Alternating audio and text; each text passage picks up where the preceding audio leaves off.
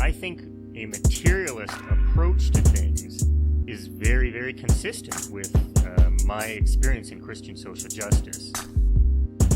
I feel like the deeper I get into anarchist practice, the deeper my faith is getting at the same time. I would hope that, securing means of life for all would be something all people of faith would say, oh yes, that's at the basis of what we believe. And those who are most marginalized know the most about the true, the good, and the beautiful. To me, it's less that I think building class solidarity is a bad thing, as much as it seems like if you don't attend to things like anti-Black racism, that's always going to get in the way of building class solidarity, actually. And when you go back, you find that a lot of revolutionary grassroots participants organizations, the precursors to what you could call the barrio assemblies and these grassroots neighborhood organizations, a lot of these were sponsored by the church. What does it mean to say that the Christian tradition is internally contradictory and there are antagonisms there and you're always being faithful to some aspects and betraying other aspects? Welcome to the Magnificast, a podcast about Christianity and leftist politics. I'm your co-host, Matt Vertico. And I'm your other co-host, Dean Detleff. I want to be the first person to say here on any podcast, probably, that I'm on the side of the orcas. I want the orcas to win. I want them to eat all of the boats and maybe even some of the people too. That'd be fine.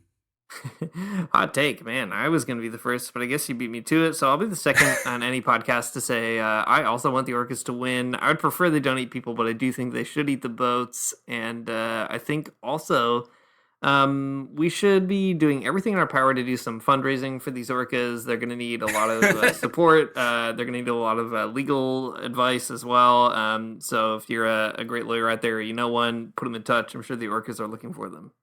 Now, is there a GoFundMe for the orcas is my question. That's a great question. And if there's not, somebody should start it. Yeah. Okay, so I said this on Twitter, and I think it's worth saying again because I do love these orcas so very much. There are two scientific hypotheses about why these orcas are out here attacking boats. The first hypothesis is, I swear to God, this is not what this podcast is going to be about, but it's going to be very fun for just this one moment. So the first hypothesis is that orcas are social creatures that have fads within their pods, right? Orcas, just fads. Yeah, exactly. Just like when you were 6 years old, everyone was yo-yoing at school or whatever. Orcas do the same thing. So one hypothesis is that attacking boats and chomping the rudders of yachts is just like a fad, and that these orcas are doing it just to fit in with the cool kid crowd, the cool orca crowd. And the evidence for that in the scientific community is that there's this other study that was done about orcas where for 6 months the orcas would get a dead salmon and get it on their head and wear it like a little hat. And that's an example of an orca fad that they just did because it was funny, I guess, or they liked it, or they're just silly little guys in the ocean, I guess. Mm-hmm, mm-hmm. Okay, silly killer guys. Silly killer guys. And the other hypothesis is that they do hate boats because boats are bad to them. And I think that's also pretty good. Attacking the boat is also a fad in that way too, but just a different kind of one.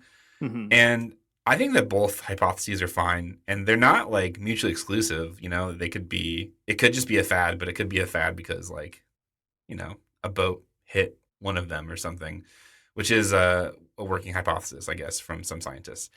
All of that to say, I'm a big fan of these orcas, and I would love to stand with them and do whatever I can to help them in their process.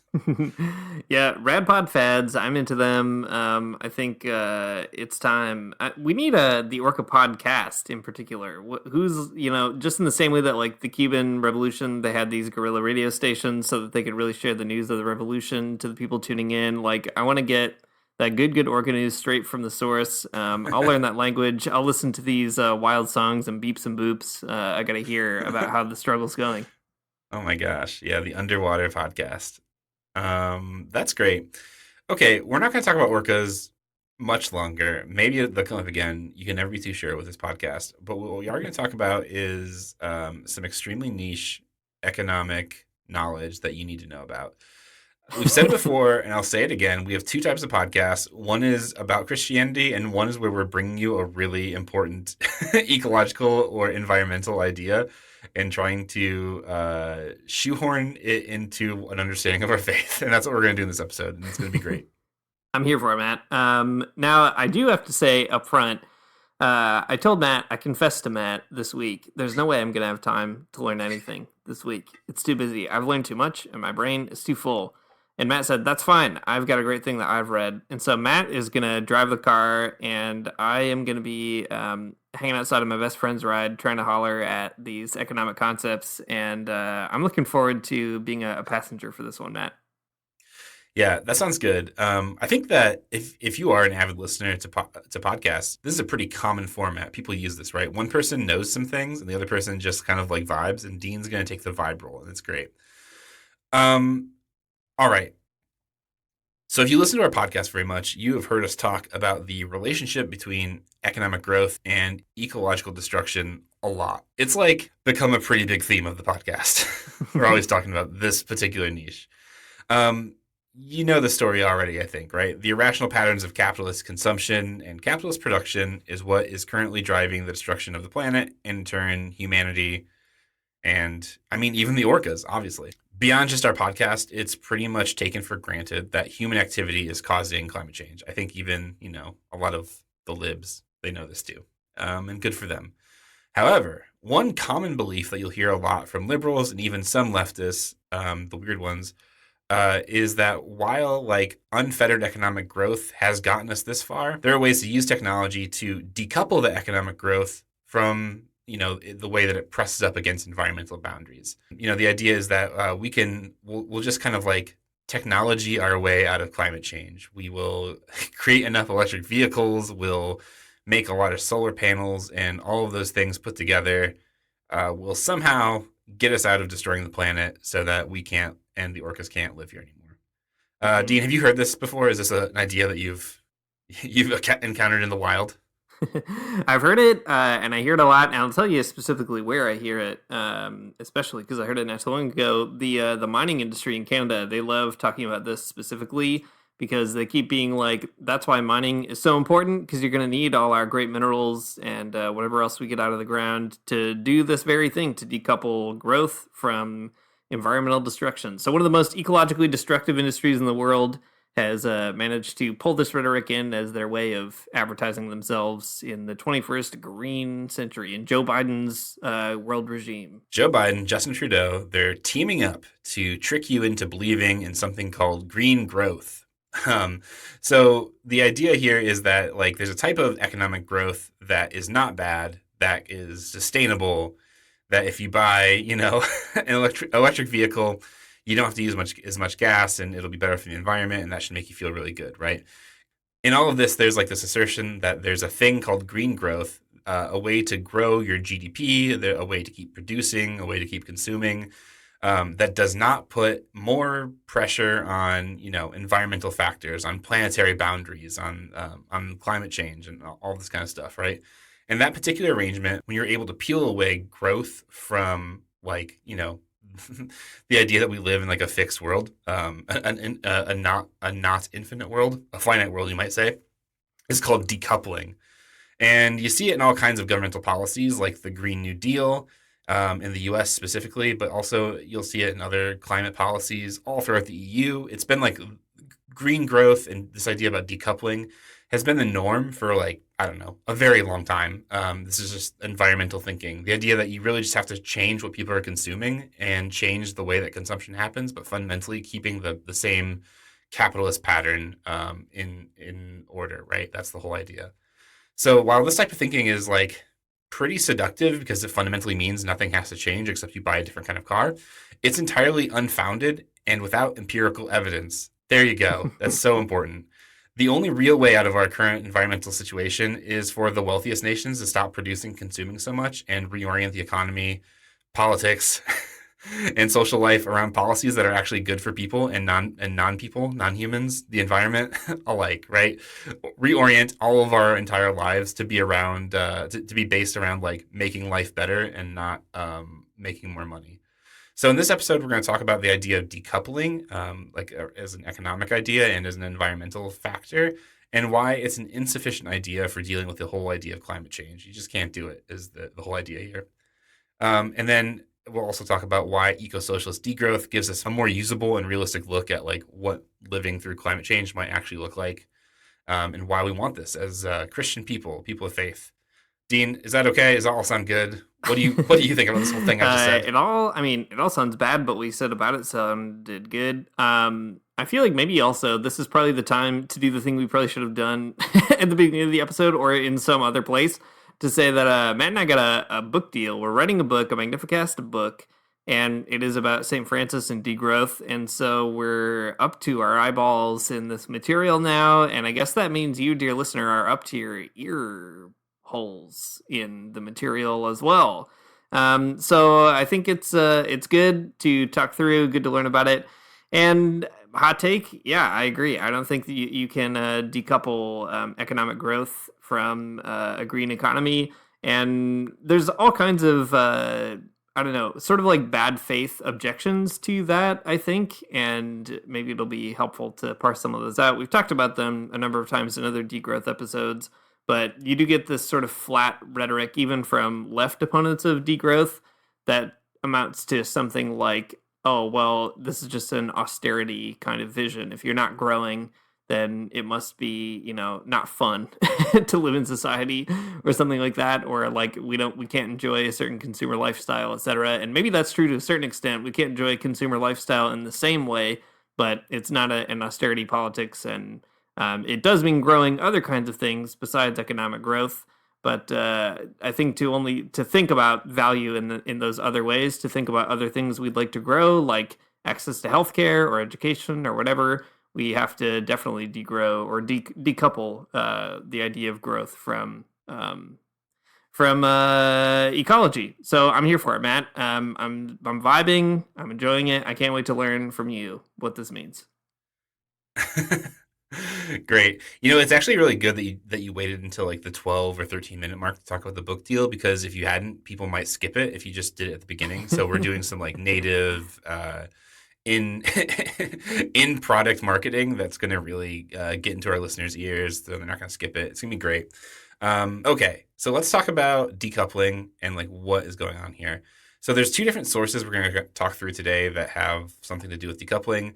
The first is a book called The Future is Degrowth, which is a pretty popular book about degrowth. It's written by a handful of authors, and go look up the book, The Future is Degrowth. It's worth reading. There's also an audiobook, so if you don't want to listen to our podcast and you want to listen to an audiobook about degrowth, this is your chance. I have to warn you, it's a book I like, first of all, let me say that. It's also a very dry book, so... We talked about it once in the past, so you can I'm sure we spiced it up, so you can listen to that instead of the audiobook if you want. I'm sure it's a lot spicier from our perspective. In The Future is Degrowth, the author set up decoupling like this. A prominent thesis by advocates of green growth state that technological progress and an efficiency revolution can, quote, decouple growth from environmental destruction. By switching to green sources of energy on a large scale, as well as by improving efficiency, countries could see green growth throughout the next decade and beyond, while environmental burdens decrease and emissions decline. So the idea here is that there will be technological advances that will create efficiencies in production that will allow this like massive shift in production and consumption that will, peel it away from environmental factors. Technology will become so good that you won't have to worry about emissions or pollution or, a lot of plastic or garbage islands or whatever. Sounds awesome. It sounds great. Wouldn't it be, this is why it's such a seductive way to think, because like it just tells you technology is going to be the thing that saves you. Don't worry about it too much. Elon Musk is going to figure it out. He'll put all of the CO2 in a rocket and blast it off to Mars. It is weird though, right? How like the whole conceit of the idea kind of boils down to basically just like don't worry about it. Like somewhere a scientist is hard at work making brilliant discoveries and finding like more sustainable ways to make minion lunchboxes for you, and you can just rest easy knowing that'll be the case. Yeah, totally. It would be nice were that the case. I don't want to give scientists a bad name. I don't need to defend scientists, but It is true that new types of technology can have big impacts on the ways that we generate energy and so on. That's all true. That's absolutely the case. And that's fine. But the idea here is that like technological advances will create efficiencies in production that will allow that will just like allow things to be okay, that we don't have to worry about it anymore. Like I guess the problem with that way of thinking is that like it is like messianic in maybe the worst way. um, because it just hasn't really ever happened historically. There are some cases where that decoupling has happened historically, but it's never to the scale that would be necessary for it to actually save the world in a meaningful way. But the authors go on to kind of talk through this problem about production and efficiency in this really fascinating way. Productivity increases were, in effect, largely caused by the use of appropriation of cheap labor and nature, by the increasing use of fossil fuels, and by the ecological plundering of the shifting of costs to the future and to the countries of the global south. And I think this is an important piece of the puzzle here too, because the efficiencies that we see in technologies around energy production, like like the productions of new batteries that can hold more energy than before, that's cool, but it's an efficiency that is bought and sold on the backs of people mining in South America, just like you said a minute ago, Dean, or in Africa.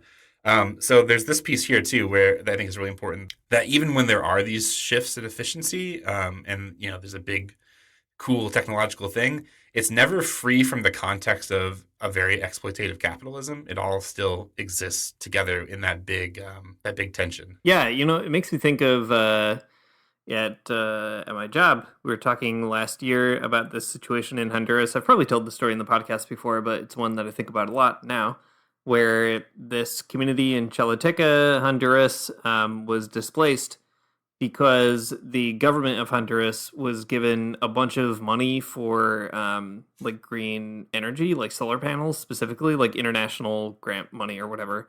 And on the one hand, like people are like, that is great. It's so good that they can have this green energy source and it would generate a bunch of money that also like they could export that energy to nearby countries in a green way, etc. But whose land is going to be used for solar panels? Like it turned out to be these farmers who are already on it. Living there. And, those are the people who get displaced in the name of like progress and green energy. And something that those farmers had said is, we're not against green energy. We're just against people just unfairly taking our land and like kicking us off of it and not caring about us after that, So I think that's important too, that when people talk about the green energy revolution, it's not only like supply chains and product kind of storylines or whatever that have all kinds of violence baked into them, like getting minerals in the Congo or whatever. It's also the very ideology of it. Like it will always still continue to target the poor first. Like those are the people that have to make real adjustments with costs, so that everybody else can like feel better about it, I guess. And I think that is also a huge sort of missing piece, especially in the liberal story about kind of a green energy messianism. Yeah, it's true. I mean, it's the poor who will always be affected because like those are the people who have no means of like arraignment. They can't like fight back. They don't have as loud of a voice as anyone else does. So they will get squashed and displaced, and it sucks. But that's what capitalism is going to do to you, because it fundamentally doesn't want anything to change because it doesn't really care about people. Okay. So there's all of that, and then there's another kind of interesting trend about technology is like the savior of the poor ecological situation that we're in. And in the Futures Degrowth, they make an observation that I think you see a lot in degrowth places. I think this is definitely not the first time I saw it. Actually, I even came across this idea in Kim Stanley Robinson's book, The Ministry of the Future, which is very interesting. But it's this observation about this particular paradox that this guy named William Stanley Jevons comes up with, who was an economist in England in 1865. Jevons was like, I don't know, a very sort of like logical, rational kind of like political economy guy. Not a communist, not a Marxist, nothing like that, but just like just a regular political economy kind of guy, which means like full of problems and complicated ideas. But anyways, Jevons is really well known for writing this like bigger study on the problem of coal and like what does it mean to I mean, obviously this makes sense because of England and the Industrial Revolution, but about what more efficiency means in the coal industry. So in the Futures Degrowth book, they write this. Increasing the efficiency of energy and material use often leads to more and not less consumption of this energy or raw material. So that particular paradox, I think, is actually the base of a lot of the green growth kind of assumptions. The problem comes out that like more efficient energy usage doesn't mean less energy used. I guess is kind of the moral of the story, right? Like if you have a car that burns cleaner, like that burns gasoline more efficiently, right? It uses gas more efficient. Everyone's car is becoming more fuel efficient as they develop new spark plug technology. I have no idea, right? I have no idea. But cars have become more fuel efficient over time. But that does not mean that cars use less gas. It means that because they are more fuel efficient, people drive more, and actually the demand for gasoline goes up. The demand for energy goes up as it becomes more efficient.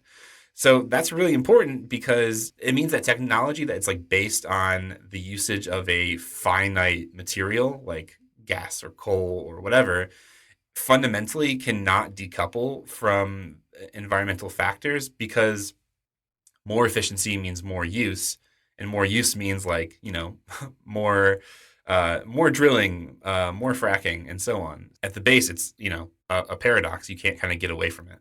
Yeah, that is super interesting. And I mean, it makes sense too, right? If you have a energy source or some other resource that happens to be scarce or limited, even in a capitalist society, there's all kinds of things that kick in to sort of mark that limit, whether it's cost or, I don't know, output and so on. So I guess it would make sense too that if you're increasing that efficiency, all those other kinds of limits are slowly going to be, I don't know, moved around or expanded or something. And people know how to live within certain limits. So why not just let them? Yeah. Sometimes I feel that way. Like I enjoy my life in a very big city in Toronto, Canada, and I consume a lot more electricity in my very small apartment than somebody in whatever, Cuba or, whatever, a handful of other countries around the world. But at the same time, I feel like, I don't know, I could probably just like not have the light on. That would be fine. Totally. we could figure out how to live within in different limits without like, a lot of fuss probably. In the Future is Degrowth book, they have this kind of comment on that particular paradox. They say more efficient combustion engines do not lead to lower energy use or CO2 emissions when cars become heavier, people drive more, and the money saved on fuel is spent on other CO2 intensive consumption. These are called like rebound effects. Rebound effects are extremely diverse, affect different levels in households and companies and economies, and sometimes reinforce one another. So it's not just that like this particular paradox exists only in cars, but it also exists in like all these other kind of capacities too, and they play into one another in different ways. So I guess all of that to say, like, I guess this is like this distinction about the use of energy and efficiency is really important because it does kind of put to bed a lot of big ideas about how technology might swoop in to save the day.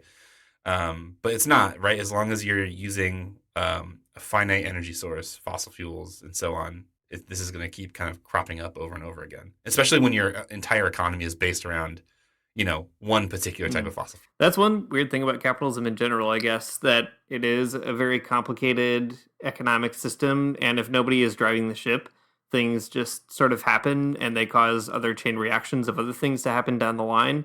Climate change is, maybe like a massive result of that process. Just a bunch of people doing a bunch of stuff without thinking twice about it.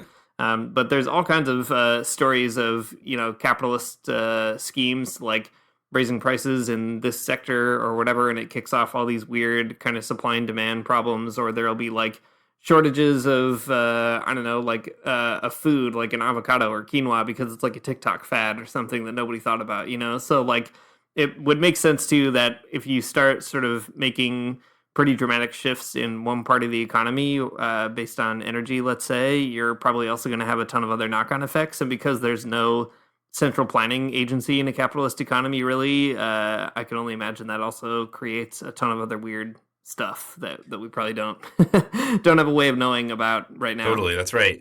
I mean, capitalism is fundamentally like a rudderless system, and like it wants to continue to be rudderless. Like that's the whole idea. The orca came and like chomped the rudder off of capitalism, and that's the way people want it. They want this big invisible hand to just make all the decisions for them. And as it turns out, the decisions aren't very good. What a bummer. I'm trying to make the case that decoupling is not possible. It's like a weird fantasy that advocates of green growth have, and I think I'm doing a pretty good job so far.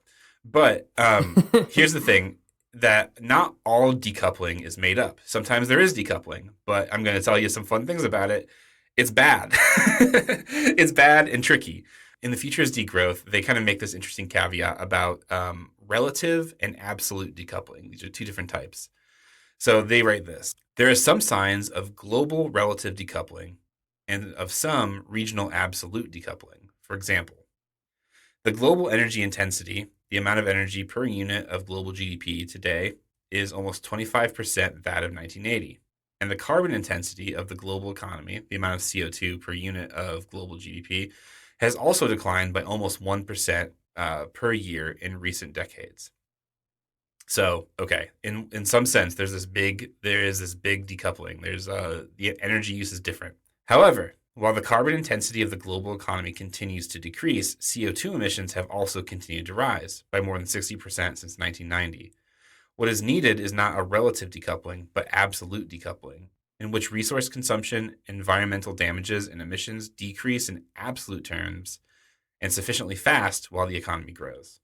So there's this this type of decoupling in which the carbon intensity is going down. However, the CO2 emissions are still like continuing to rise, right? So there's like this interesting, there's like some decoupling, but not completely in the way that you would need to.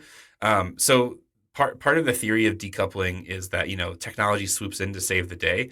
But part of the rebuttal is that, it could happen in these like small, sometimes not small, sometimes like, bigger ways, right? And these, even on a global scale.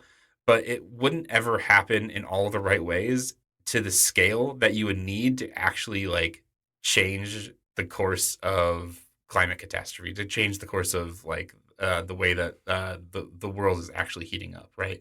So like maybe it happens in some ways, and that's interesting, but it's not enough to say like, ha, there's proof this is working. It's like this bigger pattern that they're trying to look for. But I guess like what's really interesting too is that some of this decoupling is extremely localized, and the way that it's localized, I think, it ends up being very telling about how the global system of capitalism works. So I'm going to read a little bit more here, and we can talk about it and figure out, what's happening. So they continue and say, while some temporary, localized, absolute decoupling has taken place, that is like, the real type of decoupling where production peels away from environmental boundaries, environmental problems. There are places where localized absolute decoupling has taken place, in particular in some global north countries with low growth rates. There's no evidence to show that it has or can occur at the scale needed to become permanent and global, nor to do so fast enough. For example, between 1980 and 2008, countries such as Canada, Germany, Italy, and Japan decoupled their domestic material use from the economic growth, and the G8 as a whole have their domestic material consumption. Yet, when measured in absolute terms, embedded resources and trade, material footprints closely track GDP in all wealthy nations. And despite dips in GDP rates, continues to grow at an unsustainable rate. Furthermore, only 14 countries have absolutely decoupled GDP growth from both production and consumption based on CO2 emissions. And this was aided by slow economic growth, and for several was only temporary. It's important, right? So there are these like handful of countries that have been able to do this kind of like decoupling, but it's like way slow. It's super slow. You can't save the world with these slow decoupling rates is kind of the point here. The other piece though is that there is like some pretty stark differences between the decoupling transformations of a global north economy like Canada and a, quote unquote developing country, like Guatemala or Honduras or, whatever, right? They are pretty different. And the reasons why the decoupling happens are, based in particular types of imperialist relationships that you have to like kind of take into the equation, right? Canada, Germany, Italy, Japan, and so on, they can decouple because they will shift a lot of those those heavy types of production elsewhere in the world. So there's a sense of equity that's missing from the conversation. And at the end of this section on decoupling in The Future's Degrowth, they say this: to put the case directly, the transformations of global north economy necessary to achieve annual emissions reductions of around 10%, as is necessary to avert climate emergency, can only be achieved without economic growth and will most likely result in a reduction of GDP. Right? So there's like the sense in which these economies have to slow way down in ways that like so that this can all happen. But like other countries, other economies don't have this particular type of luxury because of the capitalist system that they live within. And I don't know, it's just like it's frustrating to hold up a handful of like global north countries as being like the bastions of decoupling and ecological thought when it's only possible in those countries because of global capitalism and imperialism. So I guess, I mean, the idea is that the global north countries have already kind of run up their debts, and now they're able to decouple from a position of economic strength or confidence or something like that, as opposed to in the global south, like they never got to a point where they can even make that conscious choice or something. Is that sort of the idea? Yeah, I mean, that's part of it for sure, right? Like they've run up their debts and now they can like kind of coast a bit, but it's also like they've run up their debts, and then they've taken those like debts and outsourced them elsewhere, right? Like part of the reason that those countries have lower emissions is because they've outsourced all of their production into other countries, right? So it's like, of course, they can do it because they have a particular place in the global economy that lets them just like push it all off onto other countries. Right. So we buy the Minions backpacks, but we don't want to make the Minions backpacks. Yeah, I mean, exactly. There are conversations too about like, like everything is made in China, right? People are always complaining about that. But like, as China has like grown economically too, like some of that production is shifting elsewhere in the world too, as like, as China too has like cashes in on those debts or like has, undergone this like considerable type of economic transformation already, that they get even pushed off onto other countries yet. But it's a system of like passing the buck to other countries that are not as strong in the global capitalist system, and then like getting mad at them when they do the production that the global north is asking them. I think that's bad. I don't think it's good. That's for sure. It's frustrating. It's just frustrating to I don't know, whatever. You see these handful of examples of countries that have done decoupling just right, but not really. It's an illusion. It's all fake. Yeah, I guess I'm also kind of confused because being a person living in Canada, I don't really know what our decoupling rate or whatever it might be, but Canada is like basically a giant oil company that also elects the parliament every once in a while. Like, I don't know, we can't ways to sell it to somebody else who will buy it, and we're like running over indigenous land to try to do it. And a lot of the industry that is outside of oil is also unsustainable in Canada. So I don't know, feels like if Canada was a kind of model country for decoupling, it would be a pretty bad look for environmental balancing with your GDP. Okay, well, let's keep pushing on here and talking about a few more of the like the weird hangups I think that exist with decoupling. So far, everything I've talked about has been from the book The Future's Degrowth, and it's cool. There's a lot of people that kind of like are in this orbit of like weird political economy stuff and degrowth and ecological thinking. One of them is this guy named Timothy Parikh. He's French, so I'm sure his name is not Timothy. I'm sure it's something more French. I'm just not going to try though. He is a French economist who wrote what's probably like the best and at least one of the more accessible, I think, rebuttals to the idea of decoupling. He wrote it in 2019 for the EU, and he's a good follow on Twitter because he's constantly a thorn in the side of people who are arguing for green growth, and it's really fun to see. So in Parik's study, he has like 7 main objections to the idea that economic growth can be decoupled from environmental factors. We've already talked about a bunch of them, so I'll probably maybe just like gloss over the ones that we've talked about already. But there's a few other ideas that are worth considering in this whole degrowth conversation. He has 7 objections to the idea of decoupling, and I'll just read them and we can kind of talk about them as we go. So the first objection is that there are rising energy expenditures. When extracting a resource, cheaper options are generally used first, the extraction of remaining stocks then becoming a more resource and energy intensive process, resulting in an increase in total environmental degradation per unit of resource extracted. What's important about this is that like you're not going to just kind of go into any given situation with like the most like clean energy that like because these are market economies, right? Because this is a capitalist economy, what's going to like get used first is what's most readily available and like what's cheapest to use. And in a world that's built around fossil fuels, like green energy is not going to be the first thing that people like, line up to use. It's going to be oil, it's going to be natural gas, it's going to be gasoline and all kinds of stuff like that, right? Part of it is just that like decoupling is a problem because it does rely on, like I said a minute ago, like a rudderless market-based approach. It just is like assuming that people are going to do something good when doing something bad is cheaper and easier.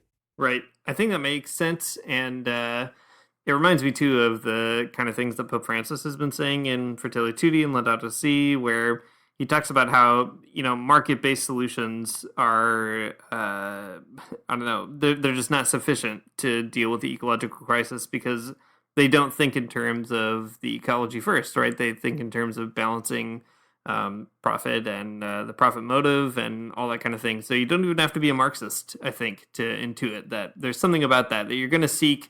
It'd be great if like every person trying to extract a resource was like a good-hearted person, but chances are if you're like a person with a really strong conscience for the environment, resource extraction is probably not your job of choice. So it makes sense to think that it's the profit motive is always going to outstrip whatever your conscience might say. Yeah, I think that's right. The second thing that Parik says is about rebound effects. That's like the paradox that we talked about earlier about efficiency. So that's the second one, but we've talked about that kind of already, so I'll keep going. The third one is actually really fascinating, and he calls it problem shifting.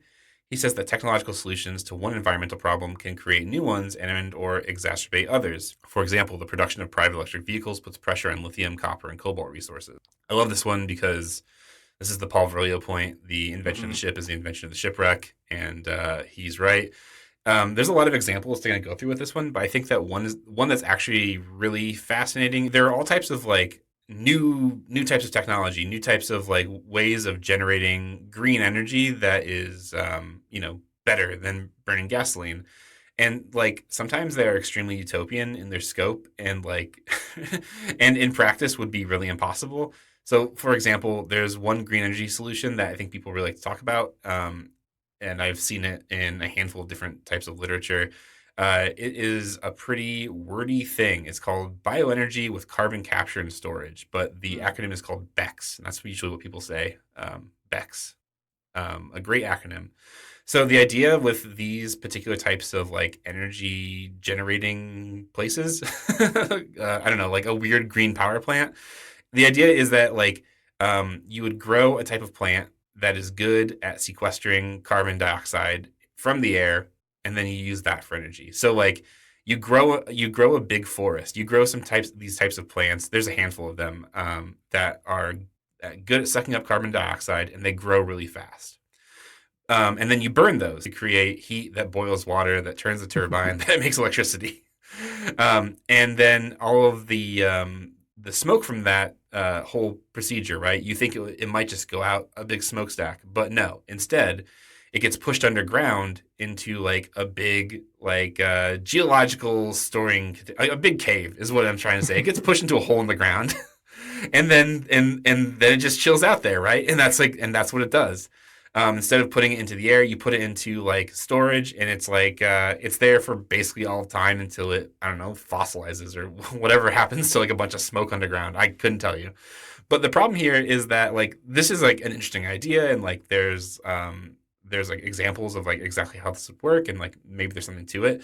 But the problem is that it requires a ton of like biofuel, right? It requires a bunch of like biological matter to burn, literally. And that would require massive amounts of land, right? Dispossessing more people, plants, and animals. So, like, this might be like a cool technological solution that really creates a whole lot of clean energy, and it doesn't put a bunch of stuff out in the environment, and it uses biofuel, and isn't that great? And it's not a nuclear power plant, and people love that. At the same time, you create this whole other problem where, like, the entire land area of your country has to be like devoted to growing this particular type of plant, and like, and then people can't live there anymore. Okay, so an interesting example. There's a really great section about BECS in this book called Half Earth Socialism that if you haven't read, maybe go check it out. It's fun. Okay, so Preek goes on, though, and he says that there's all these other problems, too. He has another one that's titled The Underestimated Impact of Services. And this is another interesting, like, difference between global economies. He says that the service economy can only exist on top of the material economy, Right. not instead of it. Services have a significant footprint that often adds to rather than substitutes that of goods. And this is an important point because, like, the economies of a lot of those countries I mentioned earlier that have been able to decouple, like, countries in Western Europe and Canada, and so on, right? They've shifted away from the material economy of production. Like, people aren't building whatever, the Minions backpacks. People in those economies they're more service oriented jobs, and because of that, like all of the pollution from the production of Minions backpacks doesn't happen there. So there's like a way that there's like this appearance of decoupling, but even those service economies, they look good on this like one level about emissions, and like maybe it looks like you're decoupling, but really what you're doing is shoving all of that production out elsewhere. So you're trying to sell the Minions backpacks, but you're not the one making them. Somebody else is making them. And, the other country that's making them, they're getting harangued by the rest of the international community for having such high emissions rates. But like they're literally doing the bidding of like all these like service industry, countries that want all these cheap goods produced. Some other pieces that he has here that are interesting, but like, I don't know, we don't need to talk about at length, is that there's actually to decouple, there has to be this like particular emphasis on recycling and a certain level of recycling. But Parikh says that the recycling rates that we have now are like, pretty low, and that recycling in general requires a lot of energy to even like, to even do. I watched a lot of Captain Planet when I was growing up, and I thought recycling was it, but I'm now learning that it's not. It's pretty problematic. Okay. The other piece is that insufficient and inappropriate technological change. So Parikh writes that technological progress is not targeting the factors of production that matter for ecological sustainability and not leading to the type of innovations that reduce environmental pressures. It's not disruptive enough as it falls to displace other undesirable technologies, and it's not itself fast enough to enable sufficient decoupling. This is actually a very funny thing. There's more about this in the actual study that you can go check out if you would like to take more time to do it. But it's great. You think that technology is going to save you, and there's all kinds of innovations, but not in the places that matter. I love that. And then finally, the last thing he mentions is cost shifting. He says, this is what has been observed and termed as decoupling in some local cases, was only generally an apparent decoupling, resulting mostly from an externalization of environmental impact from high consumption to low consumption countries enabled by international trade. This is the same point I keep harping on in different ways, in different capacities, but it's like, one country is consuming all the stuff and another country is producing all the stuff. And that creates an uneven type of like emissions production, but it also like passes the buck on who's really responsible for it. So each of these 7 things, right? There's a lot going on in each of them. There's probably, you could talk about them more in depth. But even if each of these 7 problems were somehow resolved, there would still be the question of like scale and time frame behind decoupling and like and implementing technology. And I guess the point here is that like all of these things are annoying and good rebuttals of like the idea that you can divorce production from ecological limits. But like even if these all these things were figured out, there's just not enough time to like wait on the market to distribute technologies evenly across the globe so that you could actually take care of these situations. Like even if Elon Musk did make the big the big clean energy machine tomorrow or whatever, it would kind of like not really matter, because then he would sell it to all the richest countries, and then like none of these other countries would ever get it, because that's the way capitalist works. So I guess all that to say, my point here is that you can't divorce production from environmental boundaries, because we fundamentally live in a finite world. Um, and you got to learn how to live within those limits and not try to like get out of them. That is trying to transcend the limits and boundaries of the world is a like really futile thing, and I think we'll always just kind of end up in weird techno-utopian fantasies. Yeah, I mean, as usual, I guess the problem is capitalism, and if you can't name that as the problem, you're just going to keep creating the problem or moving around or something. I think, it's tough to parse these out sometimes, because the argument, for example, that it's not, it wouldn't happen fast enough is a fair argument to make. It's also an argument you can make against like being a communist or something, the left is not moving fast enough either. I mean, the problem is nobody's moving fast enough. But I think the one thing that the left has going for it that the decoupling folks don't is that at least there's a kind of basic underlying understanding of like why the economy itself drives some of these problems, rather than being like, we just have to kind of tinker around with some of the edges of it, and then eventually it will, I don't know, overnight kind of figure itself out or regulate itself without anybody really thinking too hard about it. I feel like all you have to do is have like lived through the COVID pandemic to like feel like people just will not act in their own self-interest, and at a certain point, like, we have to maybe not expect that from them. There's got to be some other way of making decisions than if you have money, you get to do something, and if you don't get to do it. Or like you make choices by wanting to maximize your money and save money and make more money, rather than having other kinds of values. So I don't know. I mean, I'm convinced decoupling, it's not right, it's not real, it's not true. But I think it's important to sort of just hammer home that it's capitalism. That's the big problem. If you can't name that as the problem, you're just always gonna create some kind of exploitation of people in the environment. That's true. Yeah, I mean, I think that's right. Capitalism is the problem with each of these. But also, I mean, I think there are other ways too that like certain types of socialism don't really make sense either. I mean, there's this like this emphasis that like, you can't really just tinker your way out of it, I guess is the point, right? You can't just like shift things around until somehow like the GDP grows and like carbon emissions stop or something, right? Like there's no amount of tinkering that's going to do that. Like any type of political economy that focuses on like ramping up production in this like really big way is going to kind of get you in the same spot. And the only thing that's going to get you out is a type of political philosophy or a type of, political economy that is going to tell you like, I don't know, you just have to live a different way. You have to live within the particular boundaries of the planet that we live on. And that's kind of the end of the story. I mean, it's easier than said than done. And there's like a lot of planning that would have to go into that particular type of economy. And good, that's like a worthwhile thing to do. But yeah, anything that's telling you can produce your way out of it is wrong. Mm-hmm. And I think too, it's just also a general lack of understanding of how people are affected, not just the environment, but the political economy piece, that it's the poor who bear the brunt of the cost, like in the Honduras example. It reminds me of another thing from Pope Francis in Laudato Si. Hang on, I'm actually going to pull it up. I have it right here. Pope Francis says, it needs to be said that generally speaking, there's little in the way of clear awareness of problems, which especially affect the excluded. Yet they are the majority of the planet's population, billions of people. These days they're mentioned in international political and economic discussions, but one has the impression that their problems are brought up as an afterthought, a question which gets added almost out of duty or in a tangential way, if not merely as collateral damage. Indeed, when all is said and done, they frequently remain at the bottom of the pile.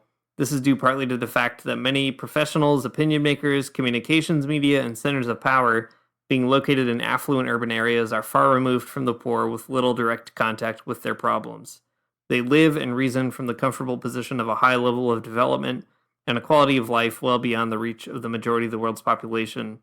This lack of physical contact and encounter, encouraged at times by the disintegration of our cities, can lead to a numbing of conscience and to tendentious analyses which neglect parts of reality. At times, this attitude exists side by side with a green rhetoric. Today, we have to realize that a true ecological approach always becomes a social approach. And this is where our boy comes in. It has to integrate questions of justice and debates on the environment so as to hear both the cry of the earth and the cry of the poor. A nod to Leonardo Boff. A long quote, but I think Pope Francis is right. You know, you only get ideas like, oh, we could just kind of conveniently decouple growth and ecological responsibility, or whatever, whatever decoupling, however you summarize it.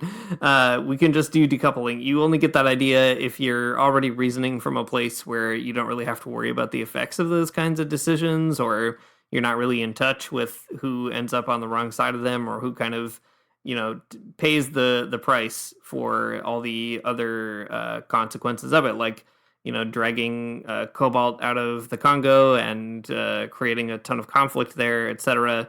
So I think that's the key. Pope Francis has got it right. There's the ecological approach is also always a social approach, and if you can't square those two things, I don't know, you're just gonna literally sacrifice the poor so that you can keep having minions backpacks, and I think that's bad. Yeah, I think that's exactly right. And Pope Francis, I mean, obviously he's on the right track with the cry of the poor, cry of the earth piece. And I think that's actually really important though too, because in a lot of liberal ways of thinking, like sometimes you might hear considerations for the poor, even if they are like, you know, not very strong. But rarely do you hear more considerations for non-human creatures. And I think that's actually an important piece. I mean, it's an important piece, like spiritually, I think, from the perspective of Francis and Leonardo Boff and all kinds of, you know, Christian figures like that. But also, like, in a real like interconnected way, you have to also think about the cry of the earth and the cry of like non-human animals, because our lives are also extremely dependent on the a thriving and biodiverse world.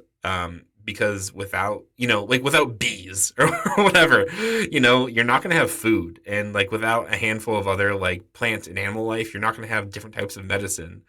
And when you start losing that type of biodiversity, and like when it's like kind of erased out of the process of consideration from, you know, the impact that humans have on the planet, you get trapped in weird downward spirals that you can't really pull out of, and you have big extinction events where you know the capitalists are going to feel the pain for sure, but like it's going to wipe out a lot of other people too. So all that to say, it's all really interconnected here, and imagining that you can just buy electric cars and get out of the whole situation is woefully inadequate, and you should think about things in a bigger scope. Yeah, so I guess what you're saying, Matt, is the Orca Liberation Front is at the forefront of this struggle here against green growth, against bad growth, against capitalist growth, etc. And we've got to, as always, not only save the whales, but be saved by the whales. I mean, okay, it's like half joke and half true, but like, yes, because like the same things that are like that are driving the orcas to revenge are the same things that are like, you know, oppressing people in the Congo. The same economic forces, right? They're all kind of driving the exploitation, whether it's humans or animals. It's all capitalism all the way down. Yeah, well, you know, it's a fad, not just among the orcas. You got how to blow up a pipeline, how to eat a boat. How to eat a boat. I would watch that movie. Me too. It's like a literal Free Willy kind of movie. An Ocean's 11 style movie about a group of whales who want to eat the boat. Truly, an Ocean's 11 for sure. Danny Ocean, a real life wet guy. Oh my god, that would be great. I need to get this movie made, but there's not going to be any merchandise. Okay, there used to be, you know, in the 90s, there was this show called Street Sharks. Oh yeah, and I feel like now we need to do Captain Planet, but also their whales, and maybe we can kind of combine these. Yeah, I agree.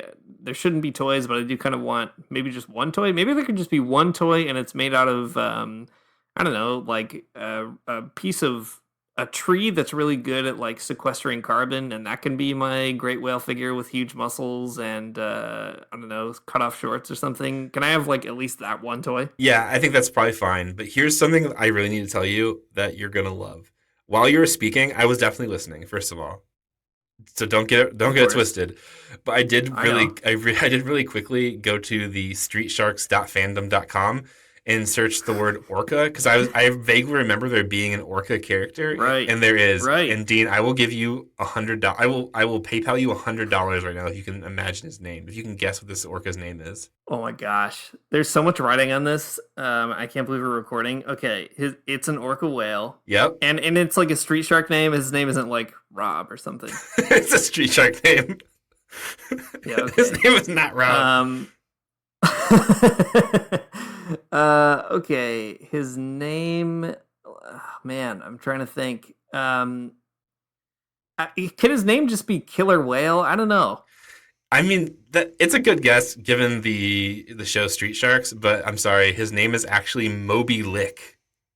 Moby Lick, incredible, amazing, love it. I love that big tongue on that orca whale, a trait that they are definitely known for. Whenever anyone thinks of orca whales, that is the one thing they remember. Oh my god, yeah, for sure. You know, there's another character in the show that I'm just now seeing who is a squid, and their name is Killamari. I love this show. I think that it's too bad that it doesn't exist anymore. People who are listening to this who were born like after 1995 will definitely not understand this reference whatsoever, and I apologize.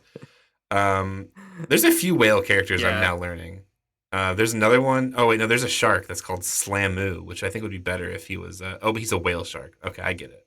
Right.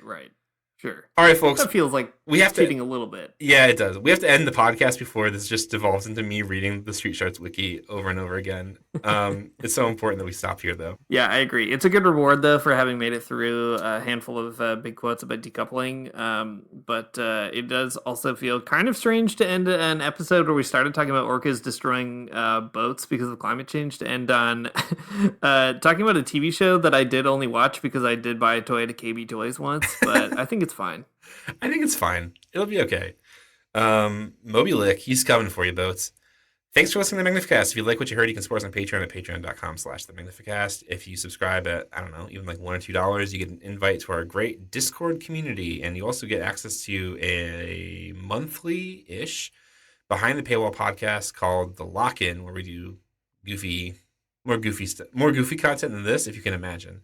Our intro music is by Mario Armstrong. Our outro music is by The Illogical Spoon. And we'll see you next week.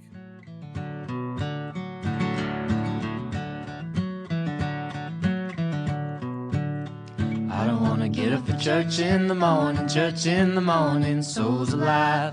Heaven come to earth and there won't be no church. We'll meet down by the riverside. There we'll swim with all creation. Never get tired, never bored. Don't worry, someday there'll be no dam between us and our Lord.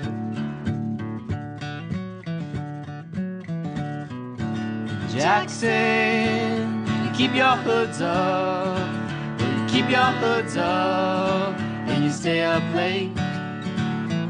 In Jackson, you keep your hoods up. Well, you keep your hoods up and you stay up late. Oh, don't mind a cold night, but we might mind if you leave too soon. So come on now, it's still early.